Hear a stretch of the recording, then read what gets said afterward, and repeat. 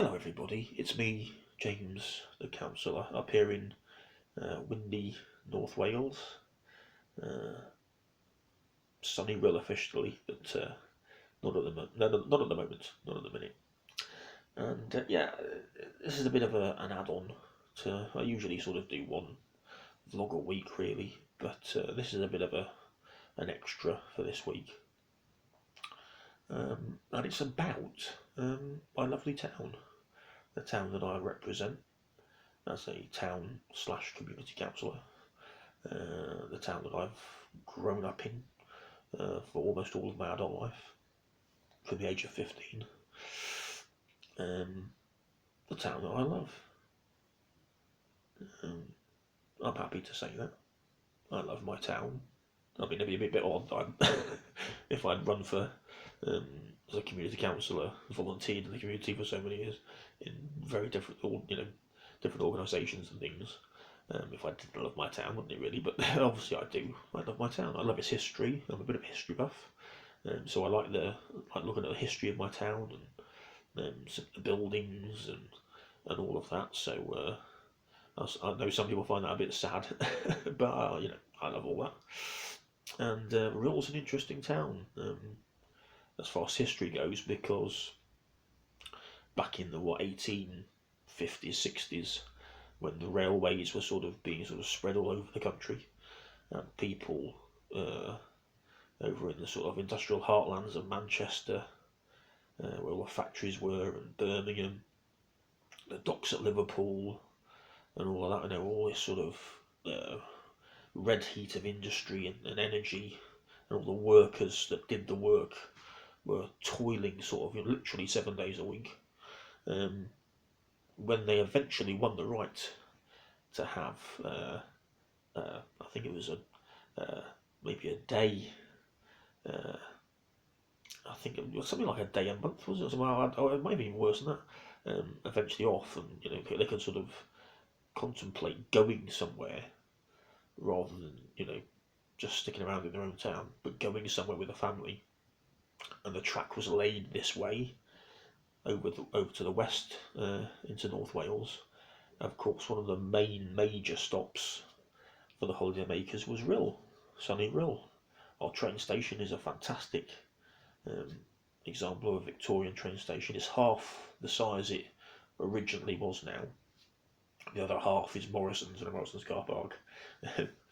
But if you look at old photos when it was originally, it was a double wide train station basically to deal with the capacity, and the town was built really from reclaimed marshland for mostly for holidaymakers and the holidaymaker trade back in the second half of the Victorian period and into the Edwardian period, early 20th century. And of course then that went over, and it stretched over to Conway, same sort of thing, Victorian seaside town. And then of course Llandudno being the big one, you got the Grand Hotel there. You got all the lovely Victorian promenade and the hotels and the shops. You've still got the Victorian covered walkway in the main, I think it's Mostyn Street, the main shopping street. So it's people flock there usually, if it wasn't like this strange year in the summertime, and because it's a nice place to be. It's kept its Victorian facade. It's kept its Victorian character. I go there if I hadn't been locked down for 8-9 months, I'd usually have been there many times during the summer. Because I enjoy the bus ride along the coast again. I'm quite simple, it doesn't take much to for me to enjoy myself. It doesn't take a lot. I suppose that's good in some ways. I think if I ever got on an airplane and flew anywhere, I probably my head would pop from the excitement. But a nice bus ride, that's all I ask, nice bit of scenery. So I do that quite often usually.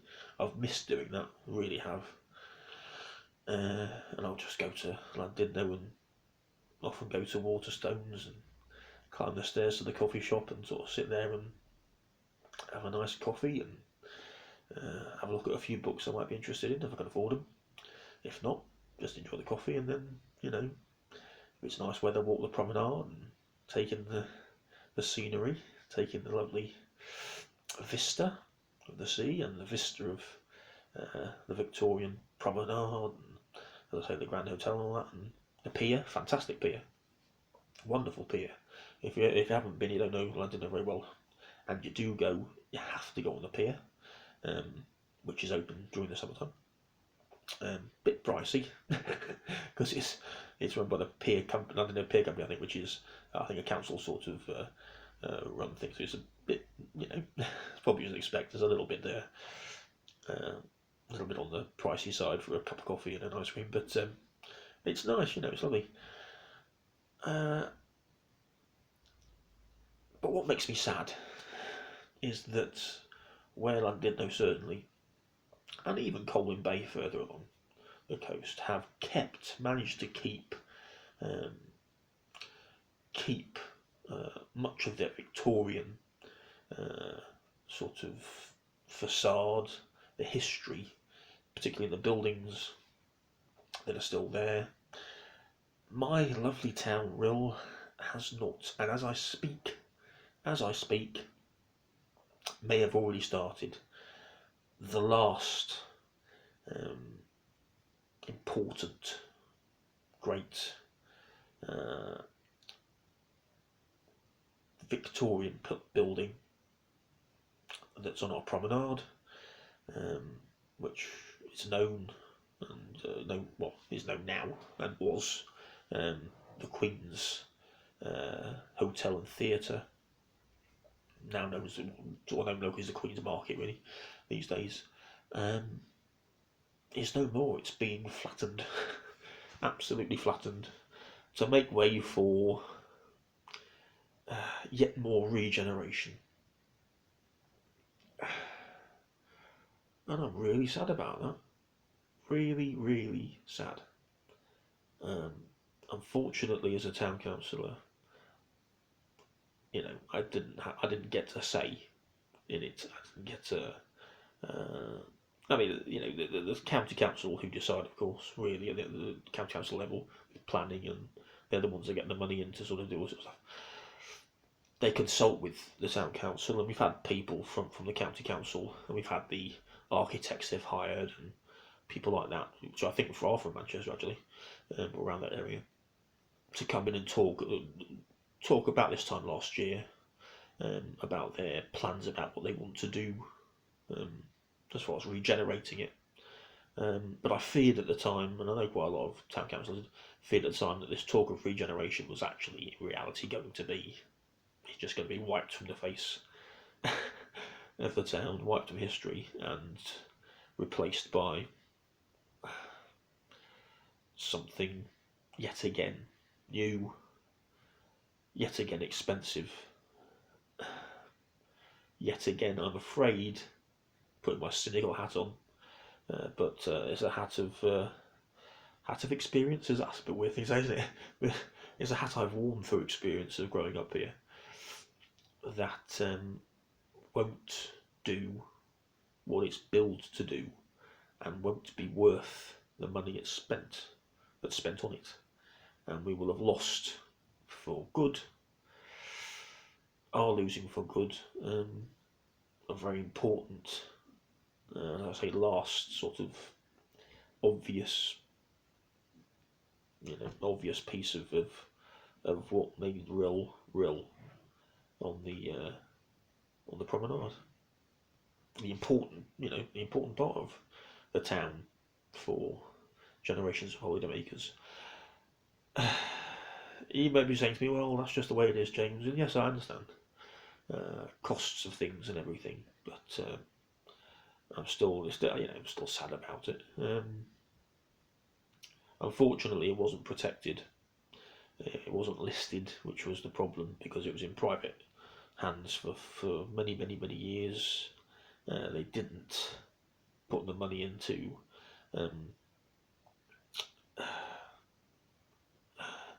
well, we don't actually know, because the company that surveyed the buildings have basically said it's too costly to carry out a survey that could actually say yay or nay as to whether it's structurally sound or not, or to what level it's still structurally sound, but then how much work would be. So just having the survey done would be cost prohibitive, basically, is what the report says. So of course, the local authority, which has got money from Welsh Government to regenerate, have decided that obviously the most cost-effective thing is to knock almost all of it down and rebuild. So yeah, I'm very sad. Yeah, I don't think it's going to work. I don't think it's going to be what it's billed to be, because as a resident here, growing up here now as a town councillor, we've been down this. I've heard this tune so many times. Locals here have heard this tune so many times over the past 3 decades or more. I mean, literally over the road. So on the sort of the actual promenade side of the road, rather than the town side, from where then the Queen's Hotel and theatre sits at the moment, there was something called the Children's Village, which was again built with regeneration money for regeneration purposes to bring in, theoretically, more greater footfall from tourists from the northwest, etc. Well, that was built, I think about 93, 94, I want to say from memory, and it sat there from that time until I think 2 or 3 years ago, completely underused. Almost all of the units just lay completely dormant because there weren't the businesses, there wasn't the sort of the demand there for them. Unfortunately, it's being built with money that's been put up from government, but there wasn't the demand there for them. So that had to be quite quietly, after sort of 2 decades or more than that, 2.5 decades, that was sort of flattened quite quietly. That's gone, and now 2-3 years later, maybe more than that, about 4 years later, apparently building a similar sort of thing for the similar purposes, literally just over the road now, where the Queen's Theatre and Hotel used to stand, is going to make all the difference, and suddenly what was in front of it, and now where it is, will be taken up. Bearing in mind that even more businesses since the 2008 crash, and now what's going on during COVID, of course, with the impact on the self-employed, and already businesses under pressure because we're in the best of times. In a seaside town, it's seasonal. I've been going hand over fist and gone. I hear at the same. I heard last week some cashiers in my local supermarket talking about the fact that they'd heard that our main shopping centre here, which is in the town, is for sale. Which I can completely believe, because it's for years that's been underused. There's been lots more and more empty units appearing, which nobody can afford to, or don't want, or obviously companies don't want to, can't, or don't want to take up. So obviously the people that own the company that owns the shopping centre isn't seeing the returns it needs to see or would want to see.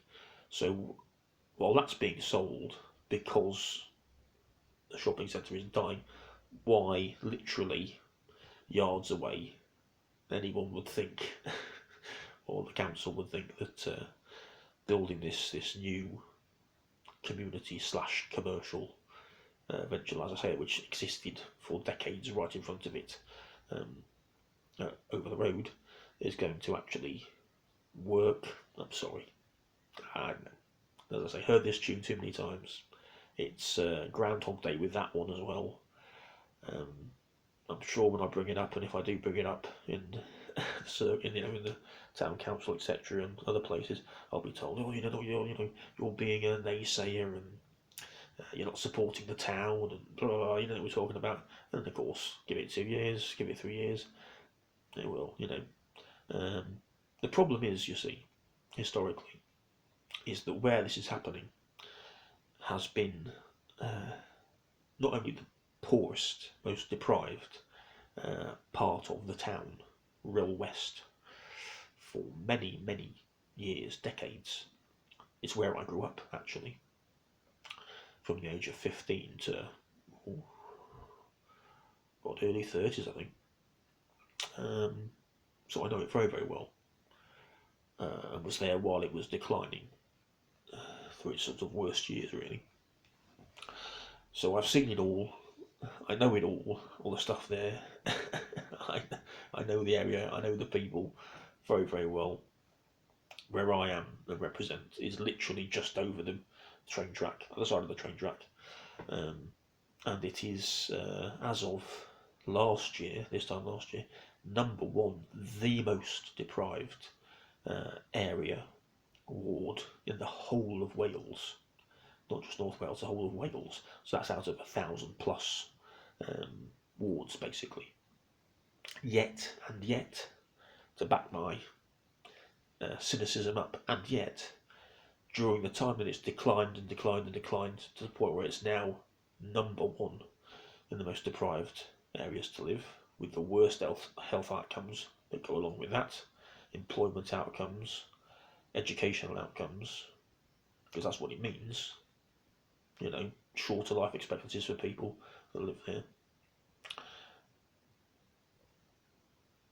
During that time, where it's climbed to the hot spot, to the top spot that no one wants to be at, one new, shiny, exciting regeneration project after another has been happening right there. One new thing after another, on the promenade mostly, to bring in tourists, and all of them have either failed spectacularly to live up to what they were billed as, or we were told constantly they were going to do for the town, but mostly failed completely. Utter white elephants. Complete and utter white elephants. And extremely expensive white elephants. But then again, it's not our money, is it? It's just regeneration money that's sort of thrown at us, So it's thrown at RHYL West because, there's, if you're switched on, you know why. There's political reasons that the two parties get into, depending on who controls your council and things, and local political reasons for why that happens. There's not much of an opposition to knocking down buildings like the Queen's Theatre and Queen's Hotel with their essential historic value, which makes the town what it is, in my opinion. There's very little opposition from the party that are in opposition here locally, which is Welsh Labour, my old party, the one I used to belong to. So that's that, fortunately. I hope I'm wrong, of course. I hope for the first time, for once, it does actually do what it's supposed to do, what it says on the tin. But from experience, highly doubt it. And we will have lost a huge part, the last major part of our sort of town's architectural history, on the promenade. So, sad day for me. Many people will probably say, couldn't give a crap, James. Shut up. Get off it. What does it matter when people are going to food banks and all this sort of stuff? Well, on the face of it, I agree. But if you think about it again, tied up with ideas for regeneration, all the millions and millions, tens and tens, hundreds of millions over the decades that have been pumped into Real West, to no avail, because, at the same time as that's happened, everything has gone down to where it is now. The number one spot in deprivation. The question, of course, for anyone thinking about it, and I would hope you'd think in the county council where the decisions are made about where the money's spent, would be thinking, why, after spending all this money for so many decades, is life for the people who live in Real West so bad, become so much worse than it was when all of this building in earnest to regenerate started back in the late 80s, early 90s. My suggested answer to that would be that the money's being spent on the wrong things. It's not being spent directly on the people and people that need it. Again, I could link that to what's going on at the minute with the COVID crisis and what's happening to people being thrown out of their jobs, underemployed, self-employed people losing their businesses, where the government are happy to spend hundreds and hundreds of millions, billions on banks and the financial institutions, not directly to you who need it. That's what's needed. I don't do business with banks. I don't need money from banks. Many of us don't. We need money in our pockets so we can spend it and put it back into the economy. Not rocket science stuff, is it really? Same thing for the people in Real West. They need money in their pockets to spend.